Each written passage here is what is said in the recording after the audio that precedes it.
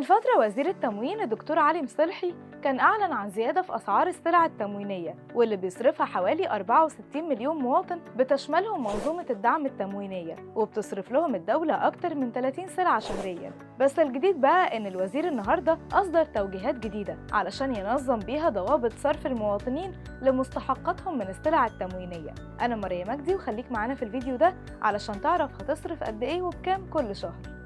وزير التموين أعلن عن وضع ضوابط جديدة لصرف السلع لكل مواطن، وحسب البيان الرسمي اللي أصدرته وزارة التموين فالوزير وجه بصرف زجاجة زيت عبوة 800 مللي لكل مواطن، وبحد أقصى 4 زجاجات زيت على البطاقة، والمفترض إن كل فرد ليه كيلو سكر، لكن الوزير وجه إن كل مواطن يشتري سكر حسب احتياجاته بس بحد أقصى 6 أكياس على البطاقة. أما لو بتسأل عن الرز والمكرونة فالوزير وجه بصرف كيلو رز أو مكرونة على البطاقة اللي بيقل عدد أفرادها عن 4 أفراد، و2 كيلو رز أو مكرونة للبطاقة اللي فيها 4 أفراد أو أكتر، وحدد حجم كيس المكرونة وقال إن وزن العبوة هيكون 800 جرام.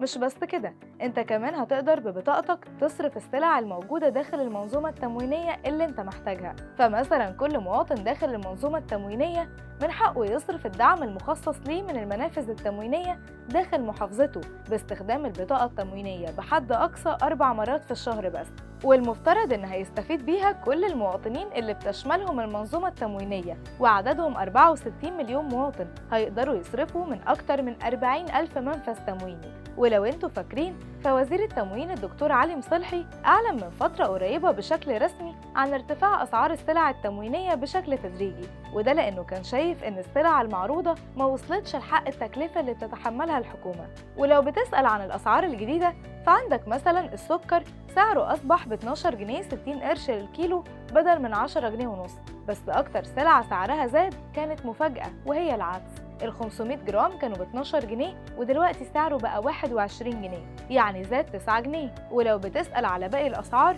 فالزيت سعره زاد 5 جنيه وهتشتريه ب 30 جنيه بدل 25 جنيه. كمان كيلو الرز سعره ارتفع ل 12 جنيه و60 قرش بدل من 10 جنيه ونص، وحسب تصريحات وزير التموين فحصة الفرد مش هتزيد عن 50 جنيه في البطاقة، وده بحد أقصى عدد الأفراد في البطاقة يكون 4 أفراد. أما الفرد الخامس بيكون حصته 25 جنيه. ولو عايز تحسب مشترياتك لشهر مايو فأنت هتقدر تاخد من السلع الأساسية لكل فرد زجاجة زيت بسعر 30 جنيه وكيس سكر بسعر 12 جنيه 60 قرش، وهتقدر تشتري أي سلعة تانية في حدود 7 جنيه و40 قرش. قولنا دلوقتي إيه رأيك في القرارات دي؟ وهل شايف إن المنظومة التموينية كافية لدعم المواطنين؟ وقولنا بتشتري السلع دي بكام في منطقتك؟